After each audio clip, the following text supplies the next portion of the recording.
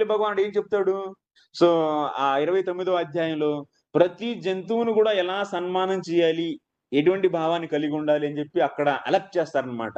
ఎందుకంటే ఏ జంతువులో ఏ వైష్ణవుడున్నాడో ఎవరికి తెలుసంట. కాబట్టి జంతువుల్ని ఎలా రెస్పెక్ట్ చేయాలి అనేది కూడా చెప్తారనమాట. ఏ కేటగరీకి అంటే జంతువులు, బ్రాహ్మణులు, వాళ్ళకంటే శ్రేష్ఠ వైష్ణవులు, ఆ వైష్ణవుల్లో గూడా మళ్ళీ కేటగరీస్ వాళ్ళందరిని ఎలా రెస్పెక్ట్ ఇవ్వాలి. వాళ్ళ వాళ్ళ స్థరాన్ని బట్టి రెస్పెక్ట్ ఇవ్వాలి. కాబట్టి ఏ ప్రాణికి హాని చేయకూడదు. అఫెన్స్ లెస్ ఉండాలి అంటే. అది మటికి ఎక్స్‌క్యూజ్. అప్పుడు దానికి అంటే కొన్ని ఇంకా అసంభవమైనయి ఉంటాయన్నమాట. ఆ! చీమలు ఇలాంటివన్నీ ఇప్పుడు మనం ఊడ్చేటప్పుడు కొన్ని పురుగులు పడి చచ్చిపోతాయి. మళ్ళీ నీటి పాత్రలో నీళ్లు పోసినప్పుడు కొన్ని జీవులు అందులో ఉంటాయి. ఆ నీళ్లు పోయంగానే అవి చనిపోతాయి.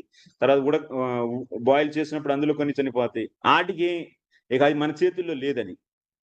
ఇంక అలాంటి ఆటికి మీకు ఆల్రెడీ ఈ భౌతిక జగత్తులో కొన్ని అన్‌అవాయిడబుల్ ఉంటాయన్నమాట. వాటి కోసం ఎక్స్‌క్యూజ్ ఉండిద్ది. ఇప్పుడు వ్యవసాయం చేసేటప్పుడు వాడి యొక్క నాగలి కింద పడి కొన్ని జీవులు పడి చచ్చిపోతాయి. దానికి పాపం రాదు.